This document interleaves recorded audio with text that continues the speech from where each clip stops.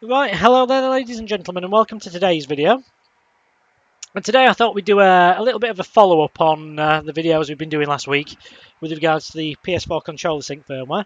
Because in the examples we did there, we actually did an example on an SAB revision motherboard. Now that process can be carried over for the SAA, but as we said in those videos, the process for the SAC is slightly different.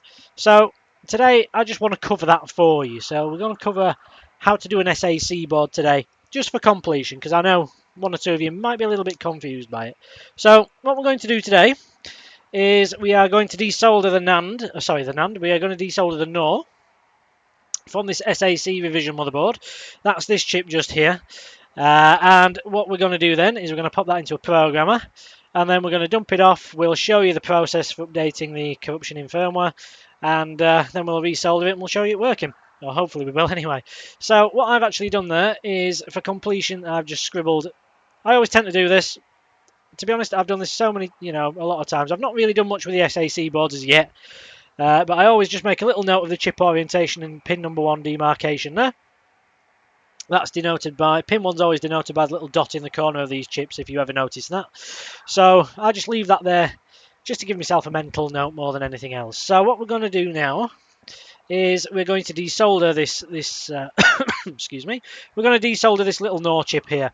So this is a little 8-pin WSON package, and effectively this is the same as those bigger 16-pin things you'll see on the SAA and SAB revision motherboards. So effectively that thing there is just the same as one of these from the older revision. Obviously slightly smaller and slightly fewer pins, but that doesn't really matter for us. So what we're going to do is we're going to apply a little bit of flux to the outside edge of this NOR flash chip. And you've got to be really careful with these because there are some really small components down either edge. Now, as you can see there, we're just putting flux down the left and the right hand sides of this chip. That's because there are 4 pins down the left and 4 pins down the right. This is an 8-pin package. So what we're going to do now is we're going to get a little bit of fume extraction over here. And we're also going to get a tiny little bit of hot air going. So we're going to do what we normally do. And we're going to whack this quick 861DW air station up at 100 litres of airflow per minute at 485 degrees C. And we're just going to hover it around the area of the IC just to get the board nice and warm. I'm not going to do too much at it. Now, as I say, you are going to have to be careful with this because there are some really small surface mounts either side of this thing. So you're not going to have too much room to go left or right because you will bang into things and dislodge them. So we're just going to heat the outside perimeter of the chip up. Now, this is pretty awkward trying to do this with the camera there because I'm trying not to block your view, but I don't know if I'm going to be able to do it. Let me just move you a little bit further around. This is awkward enough at the best of times. You can kind of see it there. Hopefully I'm not going to block your view too much of this. I think you can more or less see it. We'll soon find out in the editing if I've blocked it or not. I apologise if I have. So I'm just going to get tweezers top and bottom. Now then, with this being a WSON package, there is a ground pad underneath. So you see that big ground pad there in the middle? That is full of solder. That ground pad there is full of solder, and it will try to adhere the chip to the board. But like I say, if you get it nice and hot and just gently lift upwards. Now then, what I tend to find is if you slide it slightly upwards here, so towards the APU, you've actually got an area where there is no components there. So if you slide it and just lift it at the same time, so you sort of like you're doing that, then it tends to come up quite easily. So hopefully that didn't block your view too much. And I'm sorry if the zoom there inhibited your view too badly there, because quite frankly, this camera setup is a bit crap at the moment. It's not ideal, but there we go. So we've now got our chip off there. Our 8-pin package is now off. So what we're going to go and do now is we're going to just remove the fume extraction. Turn that off because frankly the noise does my bloody head in when it doesn't have to be on. So we're just going to remove our board over here for now. And let's take a closer look at our package. So this is it. Now be careful not to lose this because obviously it's got per box information on this chip. We don't want to be losing it because if we lose it we're buggered. So there it is, tiny little thing. Just to give you an idea, my thumbnail, my little finger there, basically, the end of my little finger tells you how big this thing is, or otherwise. So what we're going to do is we're just going to flip it over, and you can see there now. You've got the 8 contacts there around the outside. So this is technically a DFN, or dual-sided no lead package. No lead because of course it has no legs. It's just got these pads on the outside edge which connect to the board. And what we're going to do is we're just going to run a tiny little bit of IPA across the back of that chip. So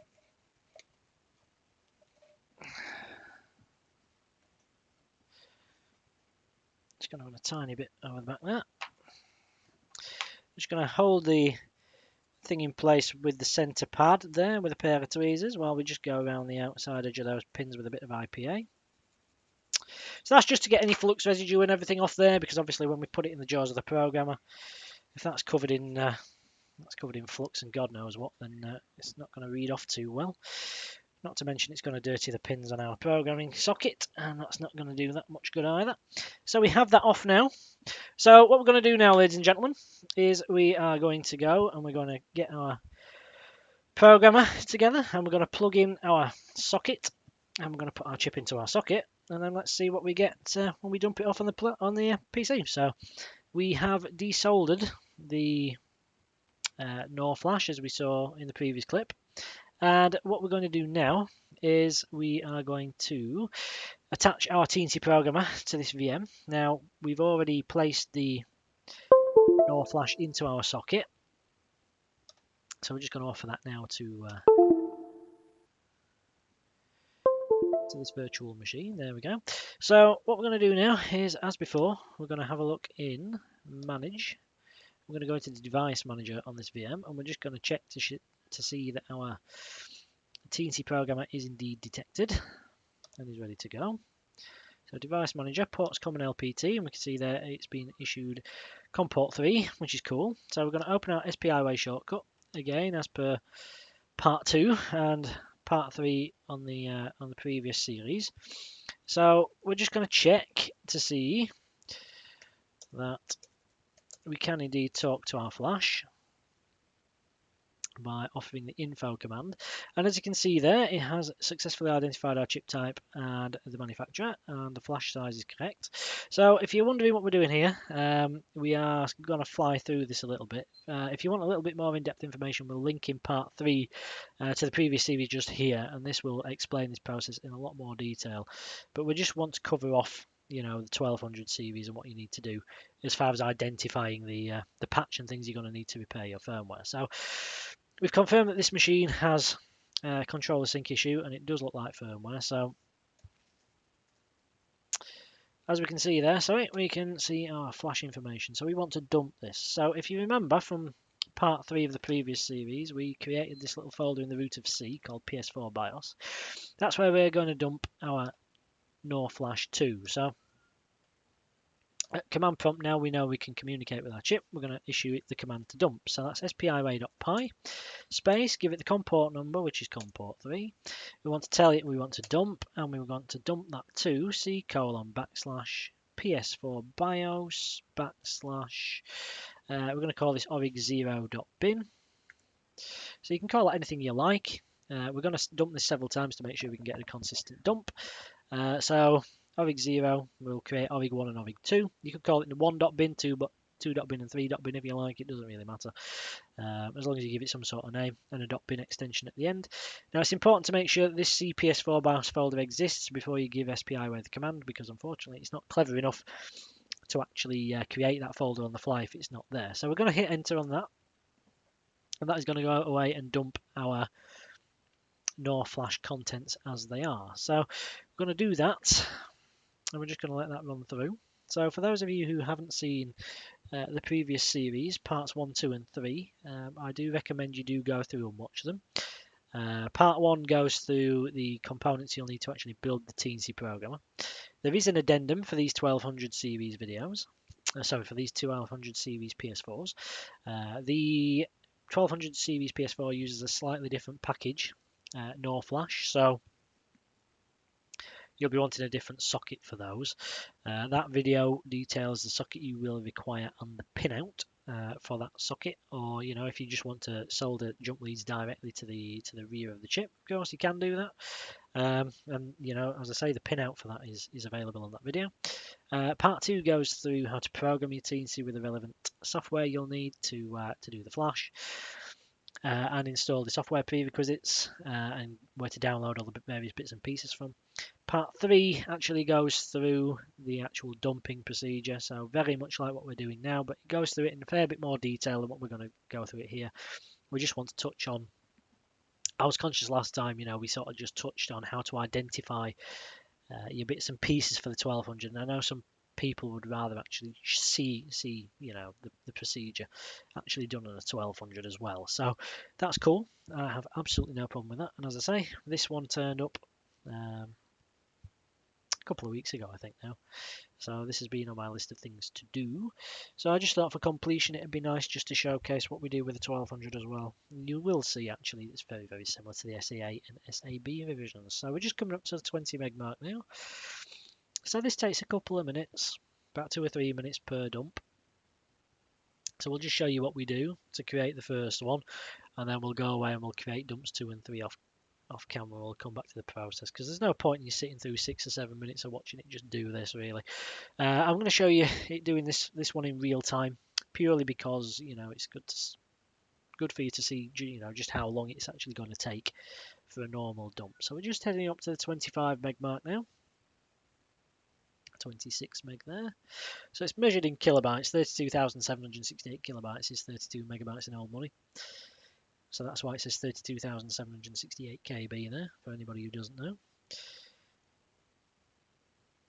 So we're nearly done now. We're just coming up to the 29 meg mark. This has probably got about 30 seconds or so left, if that, on this dump. And then once we've done that, we will redump it again. So what we need to do this a couple of times so we can actually compare and contrast the dumps we get and actually ensure that they are valid, because the last thing we want to do is actually overwrite our good, well, for all intents and purposes, working firmware with something that is completely wrong and doesn't work at all, because we only have one shot at overwriting this chip, and if we overwrite it with something that isn't correct, guess what?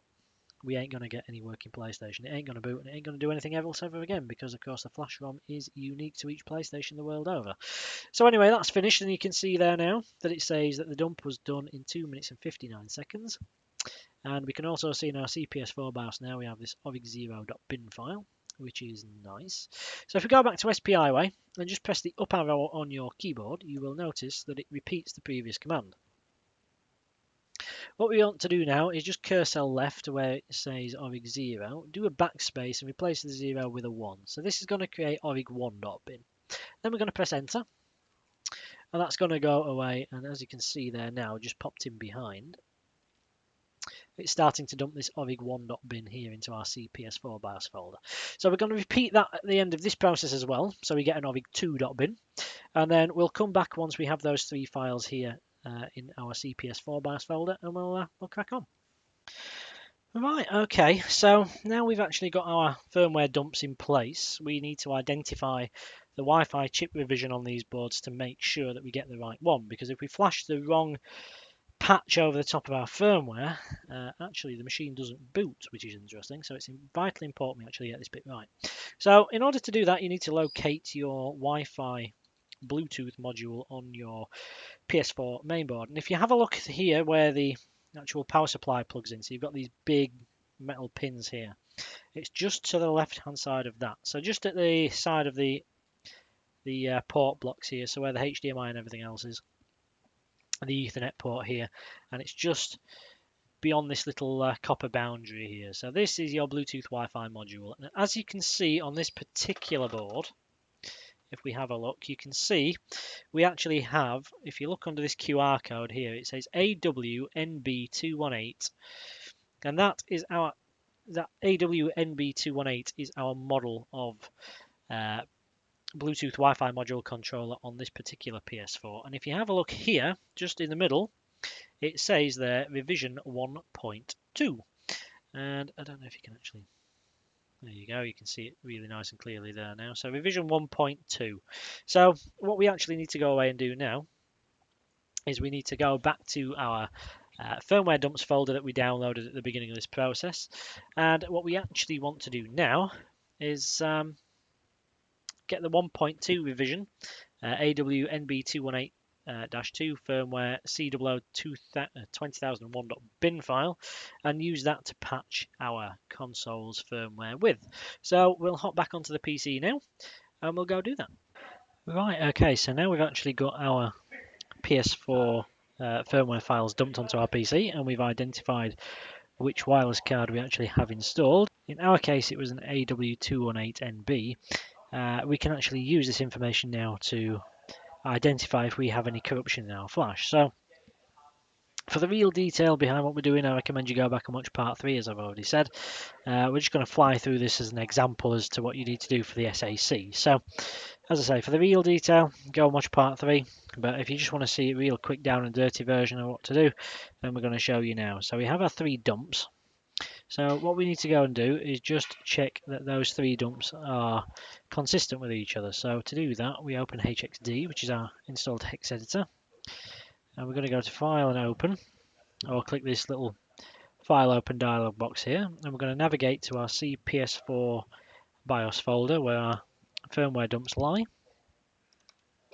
Remember these ORIG1, ORIG2, ORIG0, ORIG1 and ORIG2.bin files. So just drag all 3, or Control A, to highlight them all, and then hit Open. And you end up with this little tab view. So each file opens in its own individual tab.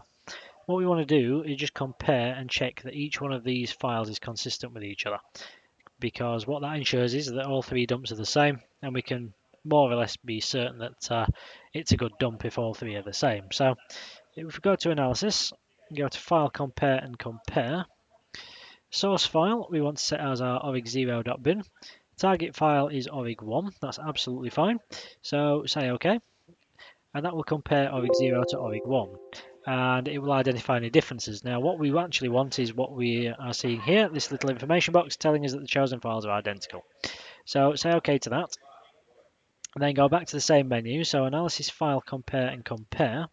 And this time the target file wants to be changed to ORIG2, so this will compare ORIG0 to ORIG2. Say OK again, and once again we get the same message that the chosen files are identical. So that's perfect, because what that tells us is that ORIG0.bin, ORIG1.bin and ORIG2.bin are exactly the same down to the last bit. And for 3 individual dumps to be corrupt in the exact same fashion would be so unlikely that it's just not even worth thinking about. So if we get 3 that are the same as we can see here, then we can be certain that what we've actually got on here matches exactly what we've got on our firmware chip currently on our PlayStation. So we're just going to close out of HxD for now. I'm going to go back to our PS4 BIOS folder. And we're going to create a folder in here called Originals. Now we're going to drag and highlight all 3 of our original dumps and drag them into the Originals folder. And these are going to stay in here and we aren't going to touch them. These are purely there for backup. But we are going to make a copy of ORIG0. We're going to copy that back into the PS4 BIOS folder, and this is the file we're going to be doing some work on. So now we need to make sure and actually verify if we have any corruption there. So to do that, what we do is we go into this PS4 Acid Flash tool, which again we installed as part of part 2 of the previous video series. What we need to do now is when Acid Flash does eventually arrive, we need to hit Extract. and that will bring us to this NOR SLB2 extractor. So basically the big bin files that we've dumped off are made up of lots of tiny smaller sections which are put together in the factory and uploaded to the chip during production. So what we actually want to do is get at the individual components so we can see a lot easier where the corruption may lie. So we hit the open button underneath this NOR dump area. So select PS4 NOR dump to extract. Come on. There we go. Right, so PS4 BIOS, and we're going to open our HxD0.bin. So this is the one we're working on, remember. So this will show you the MAC address, the console serial, the SH1 hash of the PS4 you're currently working on. I've grayed those out for obvious reasons. Again, it will show you the SKU, the model number of PlayStation that this firmware dump is from, and the firmware version as well. As we said in part 3 of the previous version, that's the old offset that this program looks at. That doesn't matter. So if yours shows Fs, just ignore that, that's fine. As long as the MAC address and the serial number match up something similar to what you're expecting, that's cool. And then you select the folder to save files in, hit save, and then go down to C, PS4 BIOS. We're going to create another folder in there, and we're going to call this original extracted, because this is where all the various individual bits and pieces are going to be pulled out to. Hit extract now, and shortly we should see a little message pop up for us to say that the NOR dump has been successfully extracted, and we do. So we can say OK to that, close Acid Flash, because we are done with it. So what we need to do now is go back into this PC, navigate to C, PS4 BIOS, originals extracted, flash extracted, and you can see now we have all these various little bin files here.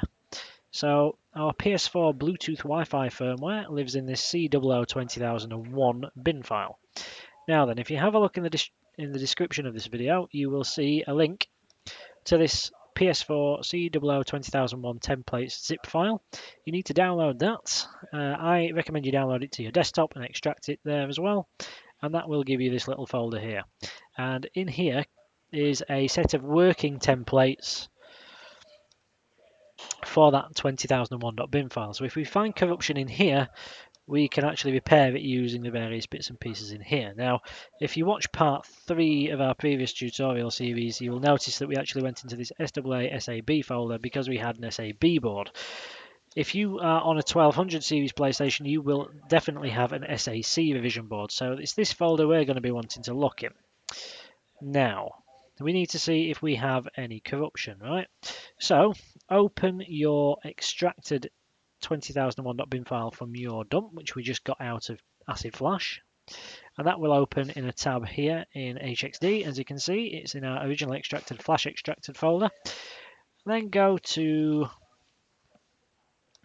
our dumps folder. So this is the zip file that you should have downloaded and extracted by now. And remember how earlier on we identified that we had an AWNB218 chipset on our motherboard? And also remember we had a revision 1.2 chipset. Yep, so go into there. And that is how you identify which C0020001.bin file you'll need as a template to repair any corruption that you might encounter. So you go into SAC if you're on a 1200 revision.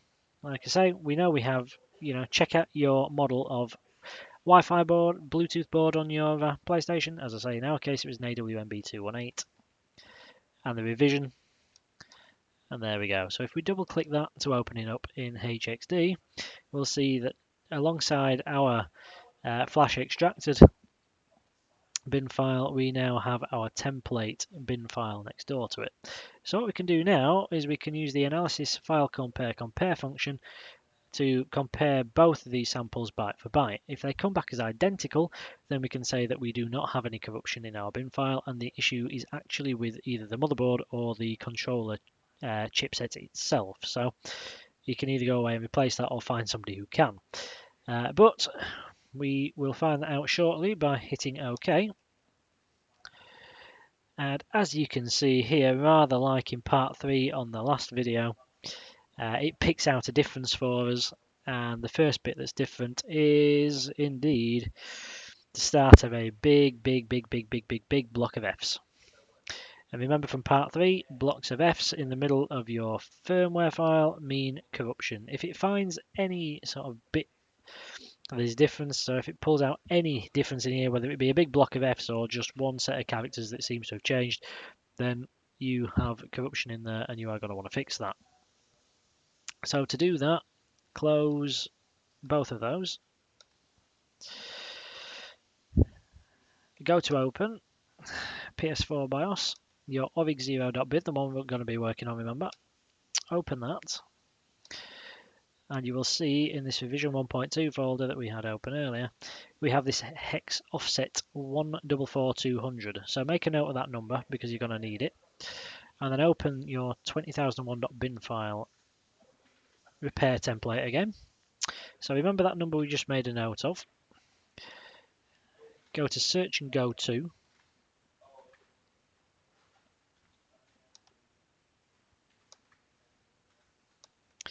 In your HxD0.bin. And type the number after the 0x. So in our case it was 0x144200. So we're going to type 144200.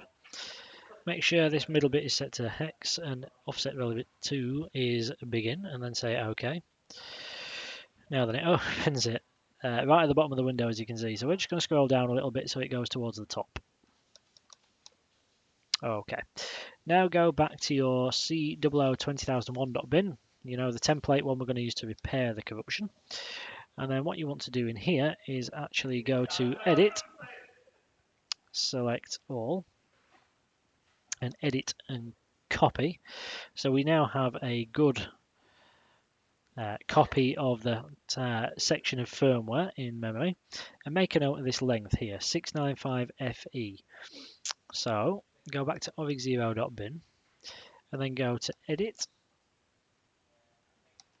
Let's just check that again. So it's 695FE. So, wrong button. So yeah, length 695FE. So back to your HxD0.bin where your corruption is prevalent. So remember it's our HxD0.bin that we put into that root PS4 BIOS folder. And then go to Edit, select Block, Length, select Length, and then type that number in. So 695FE, wasn't it? Make sure the bottom is set to hex, hit OK, and that will highlight the entire container for our Bluetooth Wi-Fi firmware. And then we're going to overwrite that bad copy with our good copy, and we do that by going to Edit and Paste Right. Not Paste Insert or Control V, we want to do Paste Right or Control B, and what that will do is that's effectively going to overwrite that entire section with good firmware. And we can see lots of red text. Red text is good. That means that's basically where something has been inserted or modified in our file, which is good. So we can save that now to commit the changes, and you'll see now everything goes black. So you can see in there now we have no Fs and it all looks good. So if you go File and go to, you can see this offset 144200 still there. So say OK, and that'll jump you right back to the top of where we inserted our patch. And of course, you still have the zeros above, and everything looks good. So as I say, we saved the changes there. If you want to save it as another name just to differentiate the two, of course you can. You can go to File, Save As. Call it maybe something like HxD0fixed.bin or anything like that really. Hit save, and then you've got a differentiated saved copy of it as well. So you can close HxD, and you can see now we have our two rectified bin files there. Make a backup of those somewhere, make a copy of them, and now we can go back to SPI way and write that back to flash. So if we do SPI way .py space, remember COM and your COM port number, which in our case is COM port 3, and then we want to write and verify, which is VWrite, and then space, and then give it the file path to our modified bin file. So in our case it's C:\PS4 BIOS /org0.bin. We could also use that org0fix.bin, remember, because we created that backup as well. And then hit enter on your keyboard. And as you can see now, that's going to write our file back to our device. And that's going to take around 10 minutes or so to do. So between 10 and 12 minutes to do on this particular machine. Yours might be a little bit quicker, it might be a little bit slower.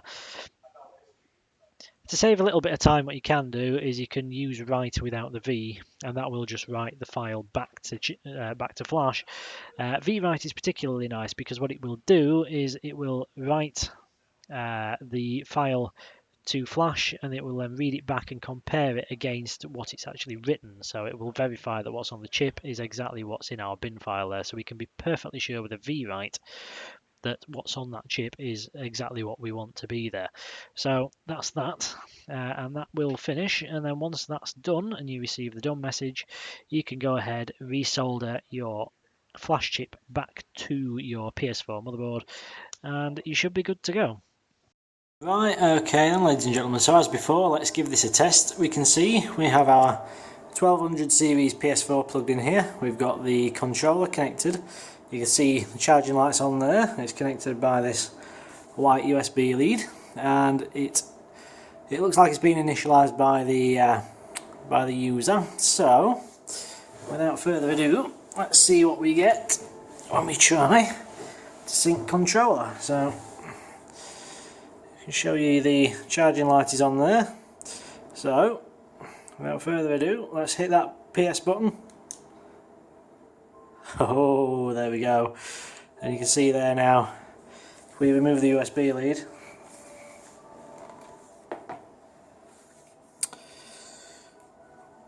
there we go. You can see we still maintain sync.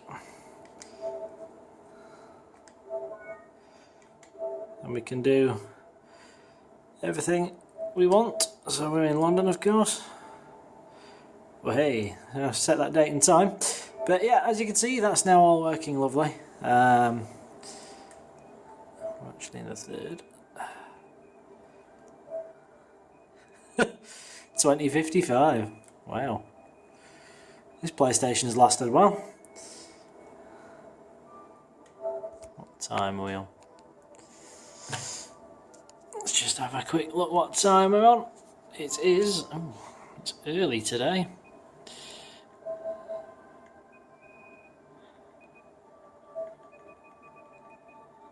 Very early.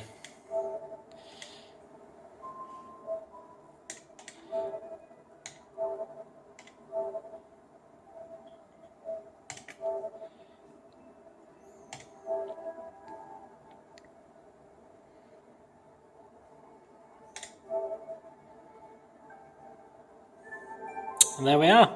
So we're back in the main menu, and as before, controls all nicely synced and everything there seems to be working. So we're just going to power this down and we'll call that fixed. So thanks very much again, ladies and gentlemen, for taking the time out to watch this. Very quick whistle stop tour of what to do with the 1200 series PS4 with firmware controller sync corruption. So I hope you've enjoyed this and you've learned something from it. As before, please remember to comment, like, rate and subscribe to the video, and subscribe to the channel, of course. You know, I hope this has proved useful for you, because I was conscious of the fact, as I say before, that we didn't actually cover off the method used to actually select the appropriate firmware patch, and it's always useful just to see it run through again, albeit a little bit quicker. But yeah, if you want to see everything in a little bit more detail, I do recommend you go and watch part 3, which we'll link in annotation just here. And yeah, so I'll see you on the next one, boys and girls, which hopefully shouldn't be too long away now. And thanks for watching. Remember, you can any problems, you can get hold of me here on YouTube. Either drop a comment below in the video or drop me a private message. Alternatively, hit me up on Twitter, the new Twitter channel we have. That's at YTAndrewPaul.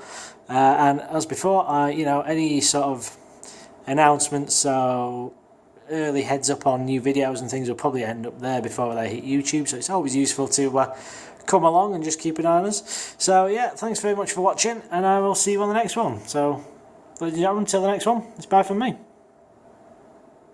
And there we go. So this here is the entire PlayStation 4 Bluetooth wireless firmware as it sits on our flash ROM. So this is as our PlayStation 4 sees it. So how can we tell if that's corrupt, because it just looks like a load of old garbage to me? Well, have a scroll down